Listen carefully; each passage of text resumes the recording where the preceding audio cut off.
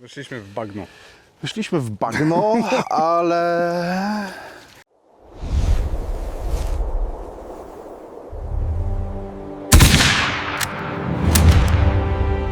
Cześć, Dashboard. Dashboard. Jesteśmy właśnie u nas w łowisku i chcieliśmy krótko powiedzieć na temat stażu, który ja właśnie odbywam. Mamy Już prawie kończysz. No, zaraz mam nadzieję. Mamy listopad. Staż rozpocząłem w styczniu w szkole łowieckiej nr 6 w Poznaniu. No i miejmy nadzieję, do końca roku to potrwa, a później już zostanie tylko i aż kurs PZD-u. To kilka słów ode mnie, jak to z mojej perspektywy wygląda. Tak jak powiedziałem, staż rozpocząłem w styczniu i co do zasady on powinien trwać rok. I rozpoczyna się od wpisania do rejestru stażystów. Natomiast są pewne przypadki, w których może być on wydłużony za zgodą zarządu koła. Jednak ten powinien zostać zrealizowany w ciągu maksymalnie 3 lat. W trakcie tego stażu powinno się wykonywać czyny społeczne, prace gospodarcze.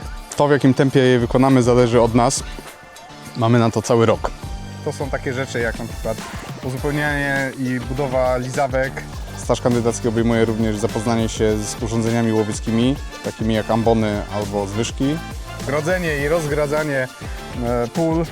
Poznanie się z zasadami zagospodarowania łowiska i ochrony zwierzyny oraz środowiskiem jej bytowania. Inwentaryzacja zwyżek i ambon, żeby sprawdzić, czy są bezpieczne dla myśliwych do użytkowania, czy nie wymagają jakichś napraw albo wymiany. Kwestia związana z poznaniem jakby łowiska. Zapoznanie się z zasadami gospodarki populacjami zwierząt łownych. Poznaniem tutaj całego terenu, żeby wiedzieć, jak się po nim poruszać. Usuwaniu wnyków, inwentaryzacja samej zwierzyny, jej liczebności oraz przygotowanie karmy dla zwierzyny, na przykład beczkowanie kukurydzy, która jest tutaj używana przy pasach zaporowych. Ten obwód ma 6000 hektarów, więc jest po czym jeździć i no, rok nie wystarczy, żeby tutaj nauczyć się wszystkich ścieżek i nauczyć się wszystkich tras, ale na pewno w tej chwili już jak jadę z Marcinem, to wiem przynajmniej w jakim miejscu plus minus jestem. Natomiast technologia mocno poszła do przodu. Ja, będąc dzieckiem, uczyłem się punktów orientacyjnych, na podstawie których wiedziałem, gdzie jestem, uczyłem się dróg. Teraz tak naprawdę wystarczy odpalić Google Maps, spojrzeć na zdjęcie satelitarne i zdecydowanie łatwiej jest się odnaleźć w terenie nowym osobom, które do nas przychodzą do koła. Często poświęcaliśmy bardzo dużo czasu, żeby nauczyć ich, gdzie są ambony. Teraz wystarczy odpalić aplikację, na której są one naniesione. Dodatkowo z takich rzeczy, które stażysta powinien i rzeczy, które ma w zadaniach, żeby wykonać w ciągu swojego stażu, to są m.in. polowania indywidualne ze swoim opiekunem. Jak ma się fajnego opiekuna, to tych polowań jest dużo. Natomiast w kole tutaj za zadanie minimum to jest właśnie 10 takich polowań trzeba odbyć. Również są polowania zbiorowe. Za każdym razem powinien robić co innego, czyli raz iść w nagance, raz być na stanowisku ze swoim opiekunem i raz pomagać przy patroszeniu zwierzyny. Dodatkowo strzelnica, no to też jest obowiązkowe, żeby przynajmniej 2 razy pójść ze swoim opiekunem i postrzelać po prostu z tej broni na strzelnicy. Ja na razie byłem tylko raz, ale jeszcze rok się nie skończył. I było całkiem fajnie, bo wtedy ma się okazję nie tyle postrzelać jak na zwykłej innej strzelnicy na 50 metrów z jakiegoś sztucera czy z jakiejś innej broni, ale też z boka. Udało mi się postrzelać, więc to też było bardzo fajne, zupełnie coś innego, inne wrażenia. Z rzeczy takich prac, które ja tutaj wykonywałem również, no to była budowa na przykład wiaty. My to nazywaliśmy paśnikiem dla ludzi. I żeby tą wiatę wybudować, to zostało przywiezione tutaj, nie wiem, 40-50 takich nieokorowanych bali drewna, konkretnie cisu. No i musiałem po prostu część z tego okorować w ramach właśnie odrobienia tych prac gospodarczych. To grodzenie, rozgradzanie już wspominałem. Dodatkowo jakieś właśnie rozwożenie lizawek to raz robiłem też i wiercenie dziur pod te lizawki. jakby tych prac... Pracy generalnie jest pełno. Czy to jest od rąbania drewna, żeby było czym palić w kominku, po takie rzeczy właśnie, żeby pojechać po prostu na miejsce i sprawdzić na przykład, czy ambona jakaś nie jest uszkodzona, bo ktoś gdzieś wspominał, że jest albo wywrócona, albo jakaś maszyna ją uszkodziła, albo nie wiem, stopień od drabiny się zepsuł, tak? Więc to są tego typu rzeczy po prostu, które trzeba zrobić i każda z nich jakby wlicza się właśnie w to, że ten staż jest efektywnie odbyty no i przebywaniem przede wszystkim w lesie. Tak, jakby ilość prac, którą możemy zaplanować, którą możemy wymyśleć, no, wachlarz jest szeroki i możemy naprawdę w każdym kole znaleźć zupełnie inne prace. Natomiast one pokazują zaangażowanie stażysty. Dzięki temu koło ocenia, czy dana osoba jest zaangażowana w działalność na rzecz koła, czy nie. Natomiast to nie jest główny powód, może nie powód, to nie jest główny aspekt, który powinien być weryfikowany przez koła. Jakby ideą i najważniejszym zadaniem w stażu jest pokazanie danej osobie, na czym polega myślistwo. Bo bardzo często spotykamy się z osobami, które nie wywodzą się z rodzin myśliwskich, tak jak Szymon, on przyszedł kompletnie z zewnątrz. Myślistwem zaraził się ode mnie i jeżeli takiej osobie nie pokażemy, na czym to polega, jak do tego podejść, na co zwrócić uwagę, to myślę, że będzie takiej osobie, która nie ma opiekuna, której koło nie znajdzie osoby nie tylko takiej na papierze, która wisi w dzienniczku, ale takiej, która się zaangażuje. Potem takiemu stażyście jest bardzo trudno, kiedy wychodzi sam w teren. Kiedy dostaje w końcu tą broń, bo zdaje te egzaminy, bo nauczy się i zda. Ale wychodzi w teren i ma problem z tym, jak się poruszać, jak obserwować zwierzynę, na co zwracać uwagę. To są elementy, których uczymy się latami. Ja się uczyłem latami.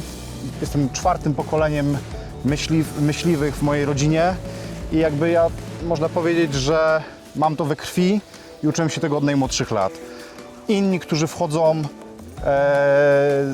powiedzmy z marszu, bo nagle stwierdzają, że chcą być, a nie mieli tego wcześniej styczności z tym, dla nich to jest ogromne wyzwanie, ogromna trudność, a naszym zadaniem jako myśliwych prowadzących jest sprawić to, żeby faktycznie przekazać jak najwięcej tej wiedzy w bardzo krótkim czasie, bo rok, nie oszukujmy się, to nie jest dużo czasu, a po roku, po 1,5 roku tak naprawdę ta osoba na polowaniu zbiorowym staje obok Ciebie z bronią i powinniśmy nabrać tą świadomość, powinniśmy być przekonani, no, że ta osoba stając obok nas będzie zachowywać się w sposób bezpieczny, jakby nie da się ponieść emocjom i adrenalinie.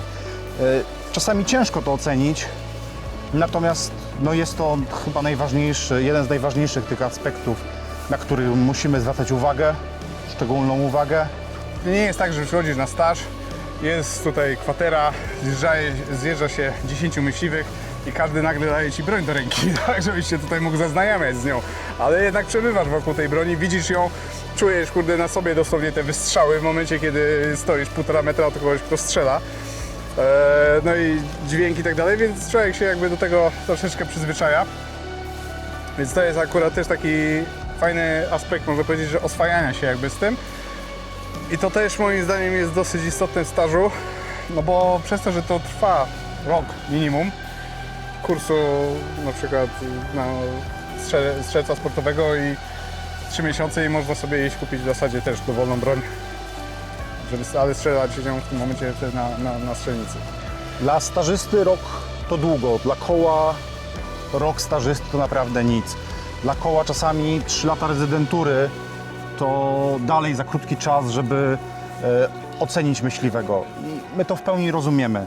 Dlatego jakby moim apelem do wszystkich koleżanków i kolegów, którzy podejmują się prowadzenia myśliwych, naprawdę zaangażujcie się w ten proces. Niech to nie będzie tylko imię i nazwisko w dzienniczku, bo to Wy wyprowadzacie potem tych stażystów na myśliwych. To od Was zależy, ile z tego wyniosą i od Was potem zależy, jakimi myśliwymi będą.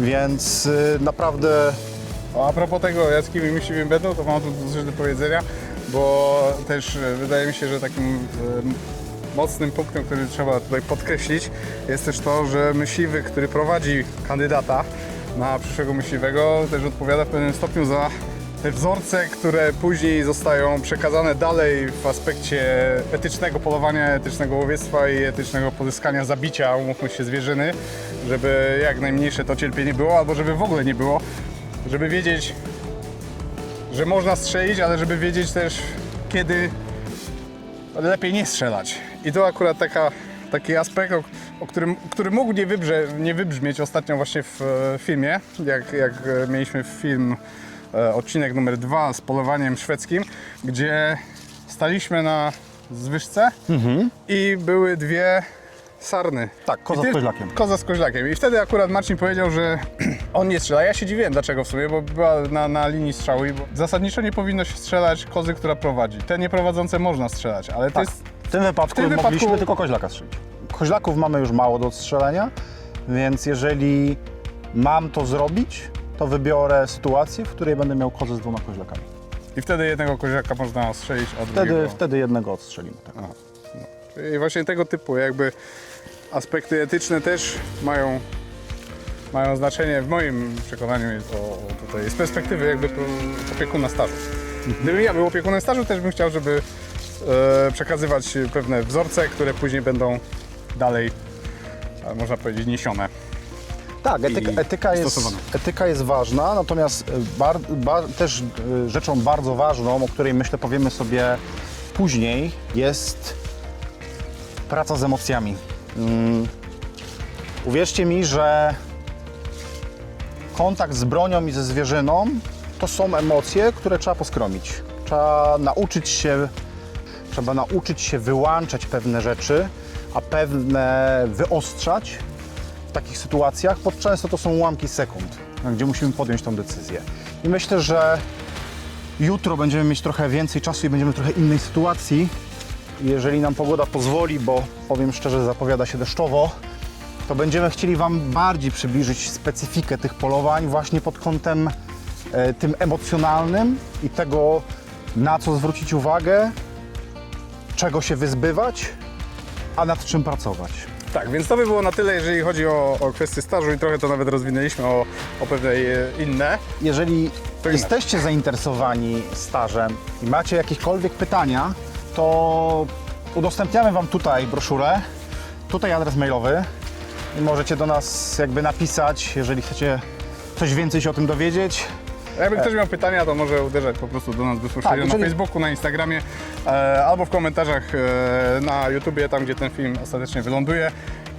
I będzie też w opisie filmu link bezpośredni właśnie do tej broszury, o której Marcin wspominał, którą można sobie przeczytać i zobaczyć i się zaznajomić po prostu, jak to w szczegółach wygląda. Tak, ta broszura jest takim trochę zwieńczeniem ostatniej naszej pracy, którą wykonaliśmy wspólnie z zarządem, ponieważ jest to taka kwintesencja tego, czego oczekujemy od stażysty. Jasno i wyraźnie podkreślamy, jakie są nasze oczekiwania wobec stażystów i myślę, że jest to droga, którą powinny zacząć podążać wszystkie koła.